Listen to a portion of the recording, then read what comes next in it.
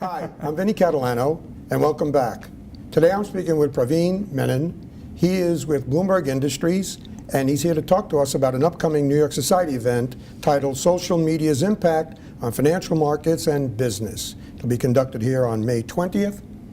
Praveen, welcome. Thanks for having me here, Vinny. Let's talk a little bit about first what you do over at Bloomberg Industries, research analyst, that kind of thing, and then we'll get into the particulars of the event. Sure. So I cover the internet space for Bloomberg Industries, and Bloomberg Industries is basically Bloomberg's very own research group. We started about 4 or 5 years ago, and what we really think about the business is Bloomberg clients really wanted industry research on there. So we had a lot of data. So what Bloomberg Industries really does is gets a lot of this data, analytics together, and puts research around that. So right now, I mean, we're almost 150 people, out there in Asia as well. I actually helped launch that division. So it's a full-fledged research group, and all of our research is disseminated on the Bloomberg terminal. Wow. And is it going to be constructed, because I know you're a CFA charter holder, is the research work going to be constructed similar to a lot of investment banks, research type of work that's out there? Well, I would say it's similar with a couple of key differences. The one thing is Bloomberg Industries does not do recommendations because we're not a registered broker-dealer, so that's not our business. So the way we think about it is to speak more thematically about the industry, take a step back and talk about, okay, what are the big themes that investors should be thinking about for an industry? And the other thing that we don't do is we also don't do our own estimates. So the way we think about it is we look at consensus, we look at the bull and bear case for the industry. So what can really cause the industry to outperform or underperform versus expectations? And that's really where we're coming at it from. That's fantastic. As chair of the New York Society's Global Thematic Committee, I applaud you. That's great stuff. Thematic stuff, trends and themes, absolutely terrific. Okay, let's talk a bit about this May 20th event here that's coming up, because I know you're one of the presenters, and one of your associates is also a presenter, and you have yes, other individuals involved. So talk a bit about it. Tell us about the social media event coming up. Sure. So as we were thinking about doing an event with NYSSA and thinking about what's really relevant out there, from the media background, I mean, social media has been probably one of the biggest buzzwords for the last 2 or 3 years in the industry. And what we were really thinking about is how does this really impact financial clients? So from my perspective, what I'm going to be talking about is how has social media really gained prominence, and what is it really doing versus the traditional media industry? So I'll be talking about trends which show that people are really embracing online media, what's really happening to ad spending, and how are people really consuming news these days.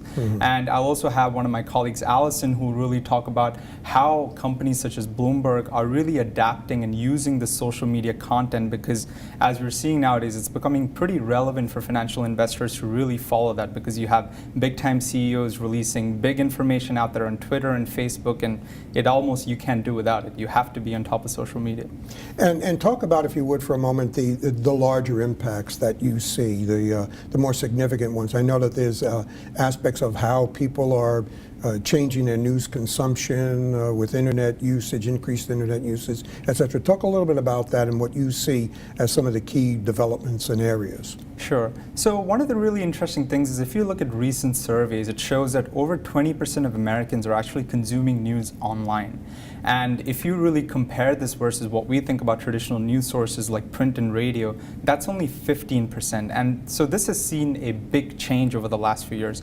And really, a couple of factors really play into this. One is that if you look at internet penetration in the US, if you look back in 1995, only about 15% of Americans consumed their news online, or even just consumed internet, period. And now that number is 87%. The second really big factor is this explosion of smartphones, and we've really seen those numbers become, really huge. It's grown almost tenfold in the last 10 years. And tablets also. And tablets also. And, this really huge penetration of smartphones has really changed the way that people really think about consuming media.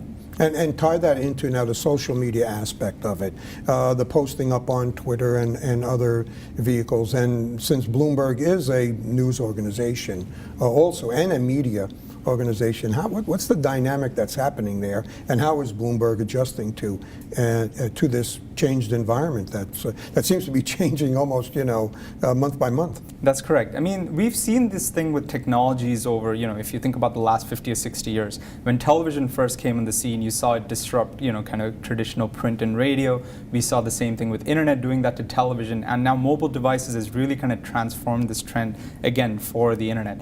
So as you think about social media, what's really changed here is social media has made real-time dissemination of news very, very critical. So especially when you think about young adults out there and you think about how they consume news or media in general, it's almost the younger the person gets, the more likely they're, capable of consuming that content online.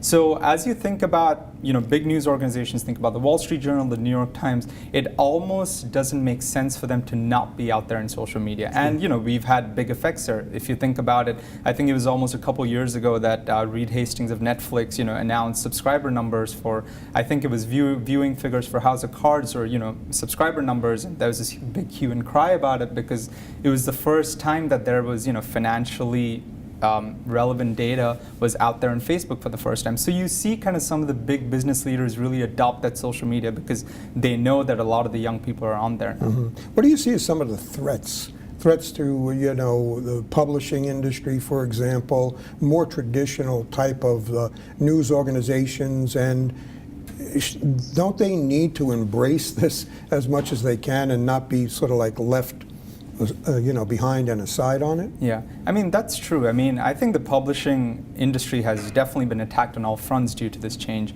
And one of the big things that we've seen is if you just look at ad spending in the industry, let's say the print industry, their ad revenues have declined by more than 60% over the last 7 or 8 years. And, that's really huge for the industry. And what that's really done is it's really cut down the valuation of these organizations. So if you look at the last couple of years, you must have heard of big brands such as the Boston Globe, the Chicago Sun-Times, all of these companies kind of selling off and, at big drops in valuation if you compare that to 10 years ago.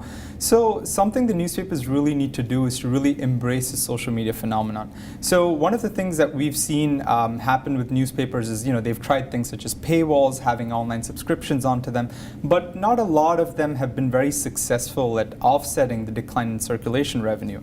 But what we're seeing these days is things such as, if you look at the Huffington Post, for instance, which is owned by AOL, you'll see them adopting a lot more of Twitter. So, for example, they tweet more than 2,000 items a week. I mean, that was kind of unheard of for the print industry, but, the truth of the matter is you have to be where the eyeballs are, and right now the eyeballs are in social media. And the impact to other companies in other areas, I mean, you mentioned this before, CEOs, senior management, they really don't have a choice. They really do have to really get much more actively involved in the whole social media environment. Yeah, that's true. I mean, especially I think over the last 3 or 4 months, some of the big movers have been, for example, Carl Icahn talking about, Apple's share buyback, or, a couple of the other companies that he's investing in and trying to change things around. And you'll see a lot of those things. I mean, as soon as he sends a letter over to shareholders, the next thing he puts it out there on Twitter or he puts it out there on Facebook. And people really have to be wary of these things because, definitely that's the way for him to get a global audience out there and to really reach a number of people. So, financial investors for sure are having to keep an eye on that, and that's something Bloomberg has been doing as well, is to really integrate Twitter content into our news, into different functionality that we have, so that you can explain some of the pricing drops or the pricing increases and really kind of correlate that to news being disseminated on social media. And then last item, we have just a moment left. Talk a bit about surprises, perhaps. A lot of the industry has been built on, certainly the technology industry, on the next big thing.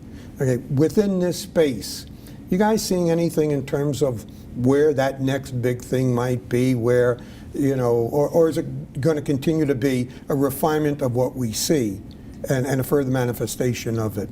I think what's really going to happen in these few years, in the next 5 years or so, is that when online news really started, and the reason why people started consuming news online is, one, it was free, and two, it was done by news aggregators, which is, online websites or even search engines such as Google.